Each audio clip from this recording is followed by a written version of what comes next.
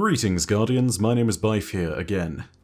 This is something like the third office change that has been done recently with regards to audio stuff. I know the audio in a video recently was pretty busted. That's actually not so much to do with the office thing, it's more to do with the fact that I had to get that edited out quickly, and it seemed fine at first, and then, oh god, terrible sound issues. Apologies for that. Martin is busy editing Dynasty stuff, so yeah, he wasn't able to come in and correct my mistakes, and in my bid to get things out quickly and make sure I could continue working on other stuff, quality fell behind. So my apologies for that. That's very much on me. Meantime, though, that's just a quick disclaimer for everything audio-wise. We have a long video ahead of us. Just looking at the script alone, I had started making notes on this topic, and it turned out that the notes ended up being 10 pages worth of stuff on the script, and so I was like, you know what, maybe note form is fine. And then, of course, I looked at it again and I was like, oh yeah, there's a reason for this. Because if I didn't do note form, this would be as long as the Clovis Bray series all put together. So, I mean, that makes some sense, I guess. Yeah. Anyway, so, earlier I put a poll out on Twitter asking for some opinions. Namely, I wanted your opinions on whether or not I should cover the lore-based content of the Witch Queen's Collector's Edition. I don't have mine yet, but for those of you who do have the Collector's Edition, you will know that, as is common with Destiny Collector's Editions, it comes with additional lore and story, as well as cool gadgets to solve that commonly lead to pre-release ARGs. For Shadowkeep, this was the records unearthed by Eris and the cryptoglyph puzzle. For Beyond Light, this was the Journal of Clovis Bray and the Splinter of Darkness, which had a Morse code puzzle as it was pulsing with a strange light. Some of these items have lore so fascinating that they demand an entire video series. Some of these video series I haven't even been able to finish, looking at you, Clovis Bray. Now, some of what's covered might easily be considered spoilers, so I wanted to go ahead and also give you all a little bit of a warning about that before we go any further. In fact, the only reason I'm even covering this is because everyone on Twitter said, yeah, you should do this. So, here we are, we're covering things. Whilst the contents of these books can sometimes leave major hints to the narrative of the expansion, they can also just be a bunch of good flavor lore, and yeah, it really does depend.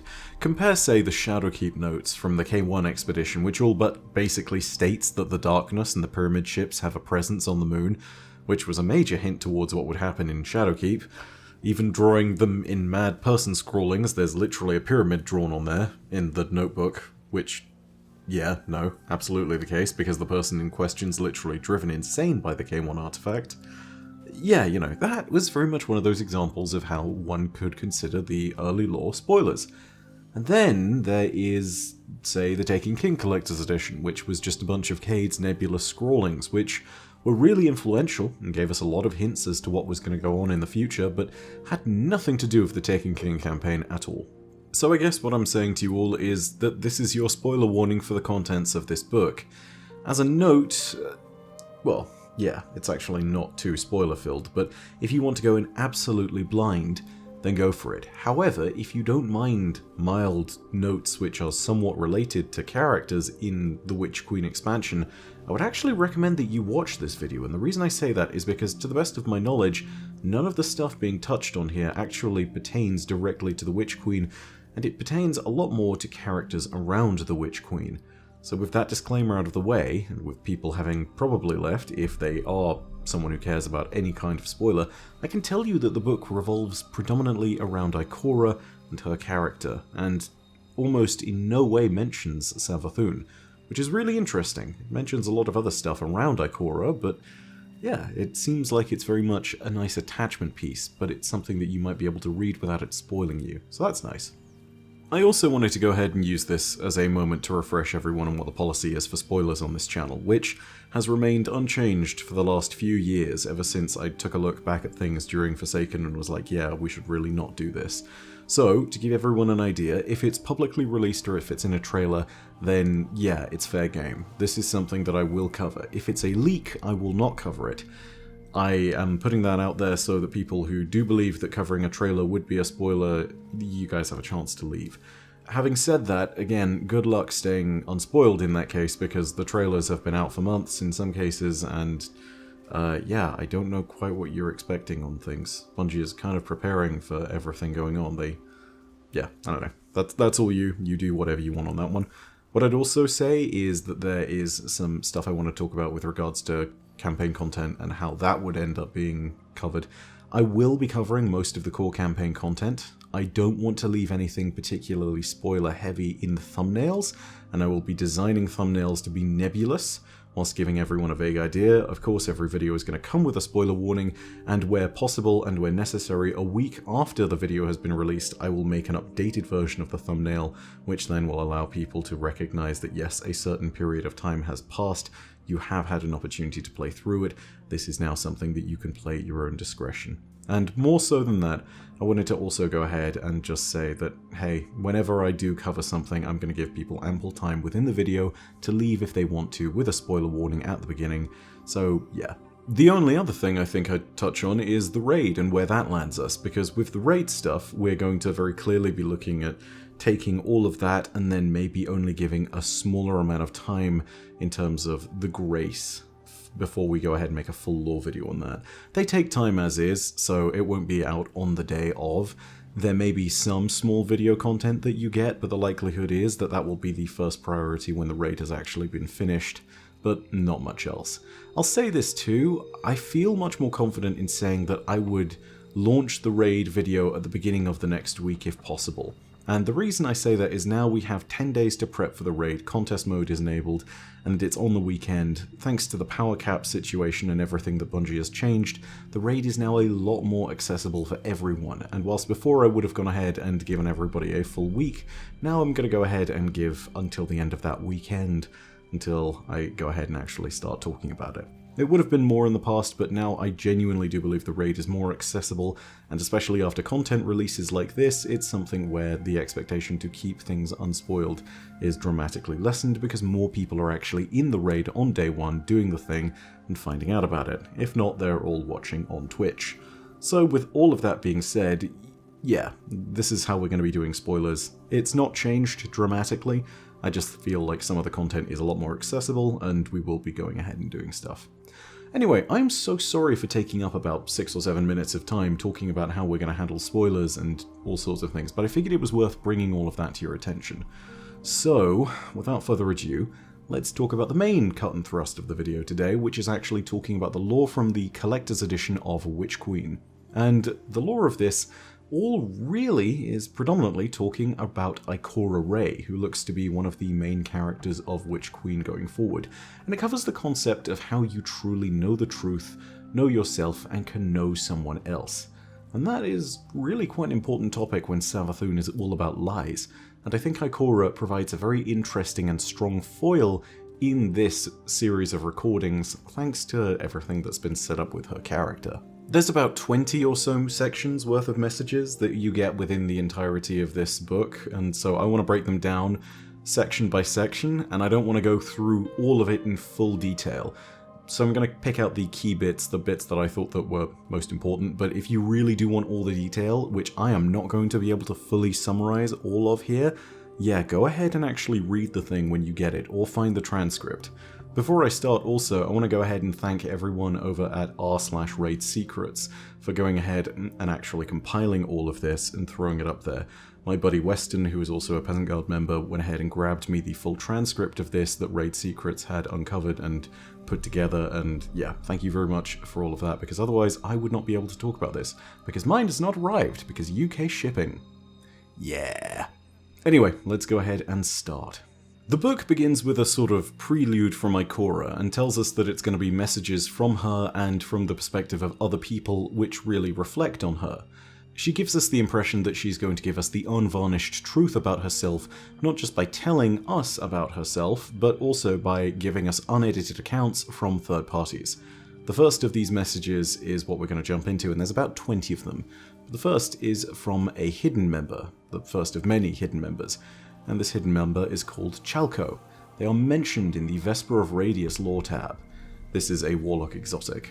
One of Ikora's oldest friends, that's what Chalco is, and Chalco talks a lot about how ghosts without guardians in this entry pity the Hive because the darkness manipulated them and enslaved them essentially, and that's not a turn out of phrase. Genuinely, they have to kill and they have to fulfill the desires of the symbiote worms within them or they will die.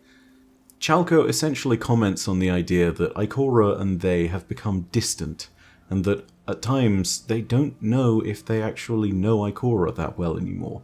Chalco then declares that if ghosts begin to start testing moral parameters or whether or not it's right in the moment to resurrect their guardian, that they'd be in incredible trouble. The moral dilemmas in particular extend when mentioning the Hive because apparently single ghosts in the field without guardians pity the Hive, for the reasons just discussed. Also, Chalco comments on the nature of the friendship that they had with Ikora, and makes notes that whilst they are distant at times, they have a degree of friendship which means that they are able to speak honestly with each other and without any intent to insult, and yet are able to be deeply and truly honest. The second message retells the first calling of the Hidden, which you can actually see in the Dragon's Shadow lore tab, at least in its basics. However, this expands so much more on that 7-point creed. For those of you who don't know, because I realize I've mentioned it a whole bunch of times, the Hidden is basically an organization of intelligence gathering of sorts. Ikora runs the organization, and she herself is a hidden agent, but hidden agents report to her, and they all apparently follow this creed in order to better accomplish their job. The 7-point creed is noted as find thyself, know thyself, destroy thyself, shed thyself, embrace a new skin, become the many. We are unseen, we are as death. As the code and the creed is read out and each of the notations is given context, Ikora goes ahead and mentions in extra notations what happened to her in her younger days, and what she learned from each of the teachings, or why she should have been using some of the teachings earlier. Ikora reveals that she took part in the Great Hunt and killed the murderous Ahamkara known as Azarim, who was responsible for an awoken massacre in the gardens of Asila. You can read up about that in the Dreaming City lore book, or alternatively, you can find one of the Shuro Chi patrols that gives you a little bit more context in the Dreaming City. There's also a later point where it's revealed that Ikora went ahead and was continuing to take part in the Great Hunt, but would have almost created a wish that would have collapsed reality into some kind of paradoxical space where everything would have been annihilated, and she was saved from this by Wei Ning. Wei Ning saved her in the most Wei Ning way possible. For those of you who don't know, Wei Ning is a famous striker titan, one who was killed by Crota, lover of Eriana III, lots of different titles, but ultimately she's very much known for being the titan that said, if I punch a mountain hard enough, and enough generally, it's going to move, even if the move is very imperceptible. So it maybe is not a surprise that Wei Ning saved Ikora from making this terrible wish that would have collapsed reality by punching her ever so lightly in the head that she wasn't killed, but she was knocked out unconscious. So that's a very titan solution to things. Ikora genuinely did seem thankful for this though, because again, this is one of those moments where Wei Ning prevented her from doing something that would have terribly collapsed reality. Also, the Creed of the Hidden and all the notes that Ikora makes there expands a lot on her ghost, Ophiuchus, I think. I am not 100% sure on that pronunciation. I'm pretty sure that someone else is going to correct me down below in the comments section, but I'm going to say Ophiuchus for the remainder of this video until I can remember it or until I know better. The third message that goes on is a small transcript between her and Zavala, and there'll be a follow-up to this later on as one of the other messages. It shows that Ikora is following the light in a certain way, and it demonstrates this by her and Zavala playing a game, and I think the game is Go, given Ikora's mention of a Go engine in this. It also seems to make sense with the size of the board that's being mentioned. She decides that instead of playing the most logical move possible in order to attain victory, that she wants to explore new possibilities within the game by taking the position of 6x24. This, I think, is actually kind of a mirror of the Gardener's attitude to the Winnower and the Gardener's attitude to the Flower game.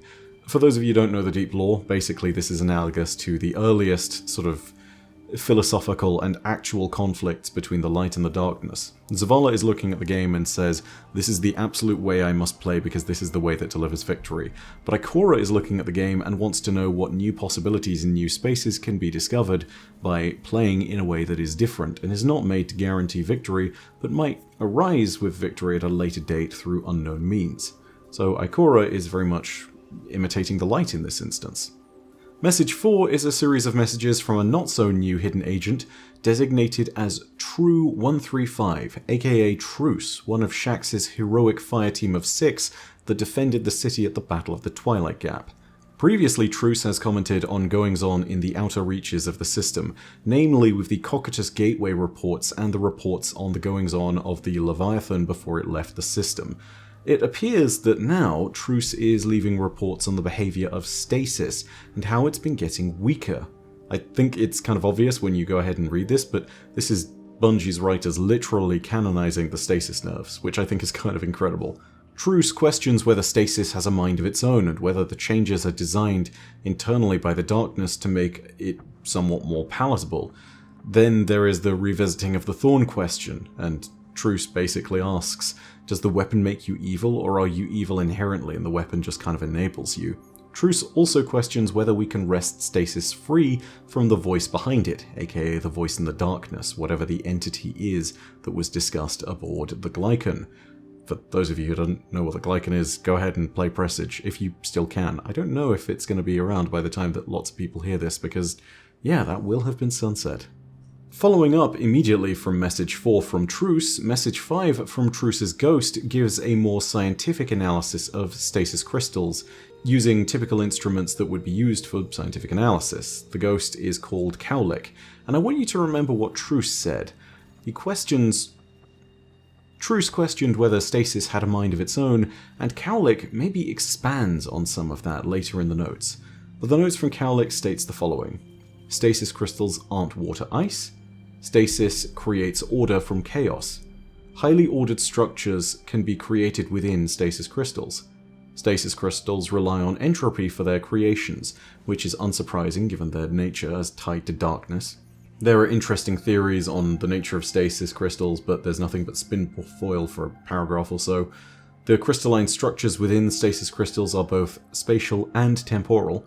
The crystals don't form through cold, but instead suck the energy and motion out of nearby structures, freezing them in place in order to form themselves. This is why whenever you, as a Guardian, are standing near a stasis crystal, you can get frozen when it forms. The freezing motion isn't due to cold, it's due to a lack of energy, which has funneled into the crystal as it's created. The energy contained within the crystal also allows them to detonate with such destructive force, because again, they're sucking the energy out from their surroundings and containing it within an ordered structure, which if you shatter, you're then able to release the energy from that, and again, big explosion. Within stasis crystals, and this is the important part, different isomer territories form domains and attempt to recruit each other to grow more powerful. The isomers within the crystals literally are enacting the sword logic, testing their power to determine which is the strongest. Stasis crystals, according to Cowlick, are created by the same mechanisms that created the universe from nothing. This is one of those moments where you see that inside there is in fact something that could in fact have cognition, and maybe some kind of recognition of the outside world. In fact, later, Cowlick then again questions whether the crystals are having thoughts within themselves, because there is enough complexity in there for them to contain both cognition and computation. Stasis crystals, therefore, may also reflect the flower game. The light wishes to create chaos and possibilities, but the darkness wishes to create ordered structure from chaos, and that's exactly what stasis crystals look like. The next message is a note from Ikora. It notes the struggles of leading Guardians, notes that without people seeing her likable as a leader, they will be led astray by those who are more charismatic. And she notes that some amongst the flock are being led astray by liars. Message 6 is a series of messages from the Drifter to Ikora. The Drifter is, in this instance, noted by his hidden VIP designation. For those of you who don't know, various characters throughout the Sol system, given that they are special and individuals that the Guardians and the Vanguard generally need to keep an eye on, are given a hidden VIP designation. This means that whenever they're spoken about, they're referred to as VIP, and then typically a 4-letter number. In this instance, the Drifter is known better in the Hidden's dialogue as VIP number 1315. The Drifter first notes that the Vanguard, whilst having requested plant samples from aboard the Drifter's ship, is not going to go ahead and get them. because the Drifter says that they need to go ahead and play Gambit if they want access to his garden, but it does make note that these growths are similar to the growths that were found on the Glycon. The Drifter makes commentary on the relationship between himself and Ikora as both explorers and those that have compiled the findings of explorers. Also then, the Drifter proceeds to call Prince Aldrin Prince Udon, in reference to what happened in Forsaken. I can't help but imagine that he's just hungry. It's a very Drifter thing.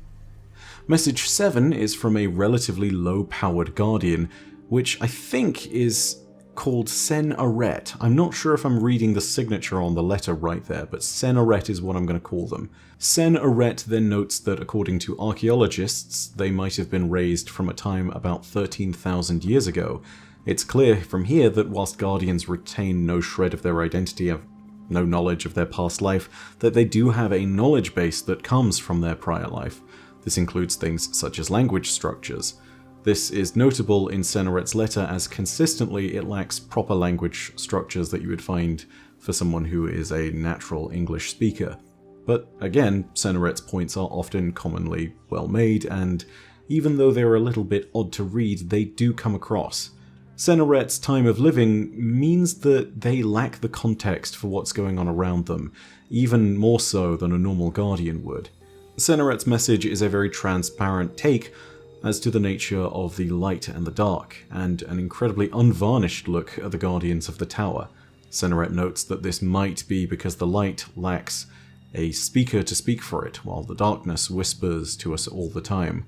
Sen Aret believes that the light's silence is mistaken for complacency or impotence, and notes that air is always silent, and we need it to live. Message 8 is from the notorious hidden agent known as Arnor. Arnor argues that Guardians being allowed to use stasis is an affront to human survival, and represents an indomitable threat if not countered. She notes that the renegade Guardians she hunts always have the same excuse, that the Traveller is silent, and that at least the darkness seems to care, it speaks to them. She states the desire to publicly arrest stasis users, and she says that we should have acted sooner to stop its use, blaming the Drifter for acclimating Guardians generally to darkness and dark power. Arnor suggests that stasis was even designed to entice us.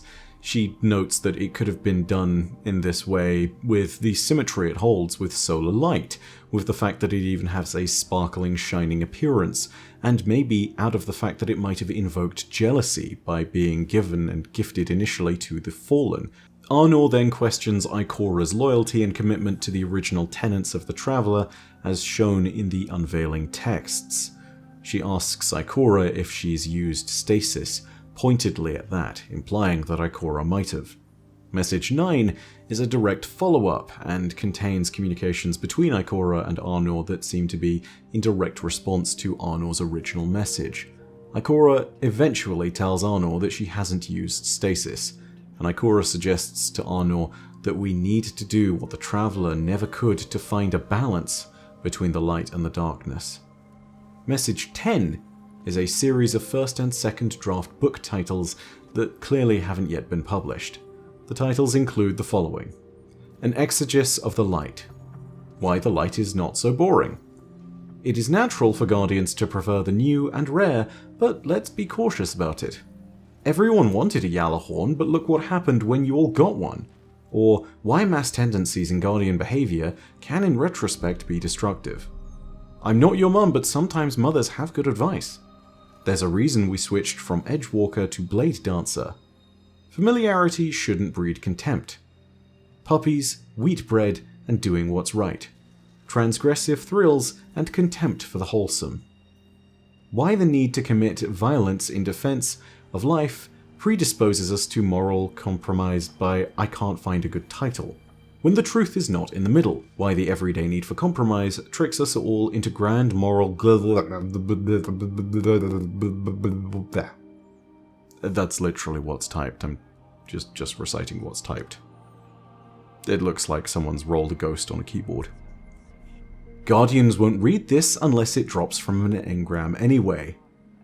They'll just say, Ikora should have died instead of Cade. Cade would have been down with stasis, and throw it out. I hate philosophy and I want to go back to the Crucible. Delete all those things I wrote. No, this isn't a title, Ophiuchus. Just delete them all. Yeah, some of these book titles really are not okay for publishing just yet. Message 11 is more communications between Zavala and Ikora. This continues from the previous conversations that they were having over the game of Go, where Ikora and Zavala were playing. Zavala states that if Ikora isn't playing to win, then what's the point of playing? And gets into a very metagaming kind of moment there. Again, it's more commentary that reminds me of the Flower game, the light, the darkness, and the overall point of everything. Message 12 is Ikora's notes about her expedition to the Glycon. She notes that the Igagor spores do indeed give, as was reported previously, a feeling of collective haunting to the ship. Ikora questions why the darkness always presents something familiar, but the light is commonly aloof. Ikora also makes note of one of the core questions of the Glykon, which is whether the darkness has an identity that is apart or separate from its power. Ikora makes notes of Savathun's observations of the Glykon and how casually she regarded the darkness. She wonders if the spores were chosen specifically to make us uneasy or to communicate something. Noting the feeling of evil that she noted upon visiting Nazino Island, the site of a Soviet labor camp where workers were abandoned and turned to cannibalism and barbarism. Ikora relates this to the displayed evil aboard the Glykon and asks whether one kind of evil is human or the other is universal. Ikora generally starts questioning the nature of evil itself here. Ikora makes notes of something that I've also noted, that both Callus and Oryx contacted a voice from beyond the darkness. Ikora questions if this is the darkness itself, or the equivalent of a guardian. Ikora then acknowledges, in the same way I think a lot of us would have, that there is more sense to be found in the idea that there is a single wielder, who is as opposed to us and is the single wielder of darkness, as we would be to it, as we are the multiple wielders of light. It is a reflection of the sword logic versus the bomb logic, a single sharp point versus a multitude of complex designs. Ikora notes the nature of how Gilgamesh, Katabasis' ghost, Katabasis being the guardian that we obtained the dead man's tale from, and how they began to suffer from a collapse of morale and demanded that they were killed by their guardian. Ikora questioned if this might lead to further collapses in ghost morale. Ikora reinforces the importance of hope in the face of the despair of the darkness, and notes that stasis comes with the danger of potentially wielding the darkness and abandoning the hope of the light. Message 13 is a set of messages between Ikora and Lord Shaxx. Shaxx tells Ikora that he used to incinerate himself to be resurrected with a fresh throat for even more shouting when casting Crucible matches. When asked by Ikora about ghost morale in the Crucible, Shaxx tells her that he counteracts low morale by way of his exuberant personality shining through. He says that he headbutted a probability kiln so hard that it made a live Cabal Centurion which he then arm-wrestled into submission. I have no idea if that's even possible and if that's hyperbole, but Shaxx apparently headbutted a Cabal into existence and then beat it up, so, do with that what you will. In this next bit, Shaxx recounts how he spent the night with Mara Sov and how the passion they shared was the longing for freedom known as Pothos. Now, before anyone gets up in a moment here, I want to remind you all, no, there was no booty call. I've made an entire video about this, and this lore here actually confirms exactly what was going on. Mara wanted a sense of freedom from her impending doom at Oryx's hand. This was just before they went and fought the Taken King in the first opening cutscene there. And Shaxx was asked by her to read The Tempest, a play that is full of yearning for freedom. When Shaxx finished The Tempest, Mara asked him to tell her stories about Sieur Ido, her true lover. Shaxx challenged the many stories that Mara told about Sieur Ido and Mara's encounters with her in the distributory. Shaxx stated that Sieur Ido, at least the one he knew, would never hesitate to kill a target, no matter its beauty. This is important to the story because originally the reason why Mara and Sieur met was because Sieur was sent to kill Mara, but she couldn't do it supposedly because she was stopped by Mara's beauty. Shaxx picked apart more inconsistencies in Mara's stories, and at this Mara was delighted. She told him that she would tell him the truth of Sieur Ido if he only removed his helmet. But, as we know, the helmet stayed on. Terribly sorry for those of you who were hell-bent on the whole Mara x Shaxx thing when talking about the Tempest and whatnot and everything else. This was very much about remembering Sieur Ido. Nothing of that sort happened. Also, it's worth noting that I'm not alone in this. Pretty much every lore aficionado worth their salt has gone ahead and pointed out this, and if not, go ahead and reread the lore tab on the Recluse. You'll go ahead and see that Shaxx calls Sieur Ido the Tempest, and hence why the book, The Tempest, is actually the perfect little reference to tie it all together. Shaxx then goes ahead and pointedly asks Ikora why she left the Crucible. Ikora replies that the Crucible back then was more dangerous. She notes Thalor as an example, a guardian who was killed by Dredgen Yor's thorn in the Crucible and couldn't resurrect. Ikora noted that she couldn't be both Warlock Vanguard and Crucible Champion because it would show people the limit of her power. This is something we'll go over later, so keep that in mind. Ikora couldn't afford to be revealed as limited in any manner. Ikora reveals here that she's following the tenets and the 7-point creed of the Hidden, namely the destroy thyself, shed thyself, embrace a new skin bit. At least, I believe that's what she's doing. Message 14 is a series of messages from Fenchurch, yes, that Fenchurch, and I believe his ghost called Neville. The messages are being sent to Ikora. It turns out the reason why Fenchurch was able to go all over the system and collect all the goods for Tess is because Fenchurch is a hidden agent and a guardian. Which, wow, that's a really interesting thing that I didn't realize. Either way, the message refers pretty prominently to a previous lore entry known as Fragment, which is also within the hidden records from the Stolen Intelligence book from back in the Season of the Drifter. This was a preliminary hint to what was going on in Shadowkeep. For those of you who haven't read it, probably go back and read it if you can and if you have time, because it's actually very important for what's going on. For those of you who want a very abridged version, basically Fenchurch was scouting hive activity near the Hellmouth. A hive came up to him and basically all but delivered to him a strange black crystalline shard, which looked as though it had come from the broken off remnants of a pyramid ship, but that wasn't really confirmable at this time. This is a moment when Fenchurch touched the crystal and received a vision of sorts, where he saw two characters, known at the time being as Eris and an individual known as VIP-0704. VIP-0704 was bandaging wounds from Eris, and it looks as though VIP-0704, from these entries, was actually Mara Sov. It's not easy to confirm, but lots of the identity points here do line up. So even though we don't know exactly who 0704 was, this is all but confirmable. Fenchurch actually went ahead and talked to Eris Morn about the moment that he saw, and referred to everything. Fenchurch notes that according to his conversations with Eris, this moment in the vision actually did happen. Fenchurch notes that according to Eris, Mara Sov was in contact with the Exo-Stranger before the appearance of the Pyramid on Luna. Eris revealed that according to the Exo-Stranger in the previous timeline, the Awoken never broke the curse on the Dreaming City, despite expending huge resources there. Fenchurch states that the Exo-Stranger provided data from a future instance of Rasputin to the Queen Mara Sov, which was used to track the pyramid ships.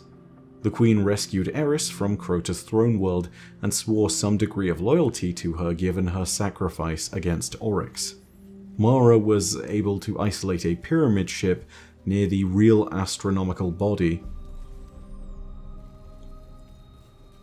Mara was able to isolate a pyramid ship using Rasputin's data near the real celestial body known as Eris. For those of you who don't know, Eris is a planetoid that orbits the solar system far out beyond Pluto. Eris at one point, before Pluto was declassified as a planet, was supposed to be the 10th planet of the solar system. This apparently was very disturbing to the character Eris. Eris, Morn, and Mara travelled to the planetoid Eris to seek the pyramid ship there. The details of their journey remain mostly private. Eris states that Mara and her actually went to the pyramid ship. Mara apparently went EVA and either contacted or entered the pyramid ship. Whatever happened led to her death, which was not final given that she returned to the Shattered Throne and was then in grave danger. Following this, Eris recalled Mara using a hive ritual and at great risk to both of them, given that Dul Incaru and Savathûn were still in control of the Shattered Throne. Following this, Eris and Mara explored the debris on the planetoid below, and this led to a moment that Fenchurch had already seen, in which Eris was having her wounds bandaged by Mara. Fenchurch questioned whether Mara was in fact able to use her power to destroy the pyramid ship, and if the wreckage that Eris and her were lying around in was actually the wreckage of a pyramid. It's not clearly stated, and the question was not appropriately pushed by Fenchurch, so this is left as pretty nebulous. It's unclear if Mara even has this ability, and if she does, it's not clear if it's something that's replicatable. If that is the case, amazing, but it's not something that she's shared with us. Fenchurch eventually states that whilst Mara is an ally, she is one that's pretty inscrutable, and is clearly not telling them everything. Message 15 is Ikora responding to Fenchurch, and Ikora explains that Mara's lack of intelligence sharing with us is understandable given her knowledge and the fact that she holds knowledge of the futures in which she's failed. She made sacrifices to defeat Savathûn, and in many of those realities where she's done the same thing, it doesn't make a difference. Ikora explains that whilst Mara saw herself as a queen on the chessboard, she's now starting to comprehend that she is a necessary part, but she may not be sufficient alone to defeat Savathûn, to save her people, or to accomplish whatever other destiny she might see for herself. She might need allies in this fight, and she's turning slowly to us in acknowledgement of this. Message 16 is from Ikora back to Chalco. This is in reference to some of the earliest messages sent from Chalco to Ikora. In this message, Ikora responds to Chalco saying that she's sorry for not being in contact more with her friend. Ikora admits that she's been chewed up by doubt. She admits to losing herself in many questions to which she doesn't have answers. What should Guardians do about stasis? Are light and dark meant to be balanced? What is at stake if the Guardians fail? Ikora fears that we're close to losing all Guardians to a new Dark Age of warlords and infighting and factions. Ikora wonders if stasis is the hill worth dying on. She fears for the waning authority of the Vanguard. Amidst it all, Ikora's doubt is what shines through, and she hopes that she won't repeat the failures of herself in other alternate timelines where she was too stubborn and died at Savathûn's hands. Message 17 is a message from Keitel. A back and forth between Zavala and Ikora occurs, discussing what the return message from Ikora to Keitel should be. Keitel essentially demands knowledge on Calus and to know if the city and the Vanguard have been coordinating with him. Ikora and Zavala talk back and forth about the trust that's been placed in Ikora with this particular communication, and how Keitel sending this message is a very important matter. Ikora then teases Zavala for the way that his relationship to the Empress has developed, asking if he's considered marrying the Empress yet. Ikora replies to Keitel saying that they have no alliance with Calus formally, and that the Vanguard does not approve of Guardians who seek his patronage. She also states that information on Calus's whereabouts might be shared, but not unconditionally. This is another point at which slowly we are moving towards a somewhat uneasy peace between Keitel's Cabal ascendancy and the Guardians of the Lost City. We've now gone from a tentative and uneasy truce and a ceasefire to a moment where all of a sudden there is potential for intelligence sharing amongst the different organizations. Message 18 is an assessment of Ikora carried out by Chalco. This, I believe, is the last message within the entirety of the entries. This is also the point at which I want you to go back and to remember the fact that we earlier had the conversation about what Ikora's true degree of powers were. Chalco went ahead and stated that Ikora has never submitted to formal testing that other warlocks have, and states that Ikora has allowed this assessment but wished to add her own commentary. Ikora then comments on the system of power used to measure Guardian strength, and I believe this is a commentary on our own measurement of our strength by the metric of power level as is done in-game. She basically states that power and the light are more than simply a number or a measurement. It's more than just a simple metric, and by the nature of being paracausal, it's not so easily measurable and not so easily defined. Ikora states that the true power of a Guardian can never truly be assessed by an arbitrary test. It seems very easy for Ikora to go ahead and state this, because Chalco then goes on to basically say that Ikora's power is off the limits. According to Chalco, Ikora's power ranks in the 99th percentile of assessed warlocks in all available metrics, including precision, restraint, and raw power. Simply put, Ikora is what Chalco called a 5th Sigma Guardian, in other words, a 1 in 3.5 million Guardian, according to statistics from Chalco. Only about 10 Guardians of similar power have ever existed. This would make Ikora one of the most powerful Guardians in history easily, but also one of the most powerful beings in the entire solar system by a country mile. Ikora is noted to having only attained this power after her long record in the field and in the Crucible. The exact process by which her power was attained and honed is not so easily understood or replicated, according to Chalco. Chalco notes that defeating Ikora is difficult because there are few contexts in which she cannot master her surroundings and circumstances.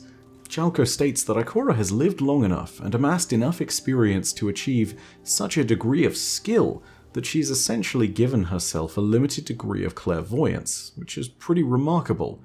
Something that is built not out of the ability to literally see the future, but off of so much battlefield experience that she's able to weave her way through anything that might happen and arrive at a victory.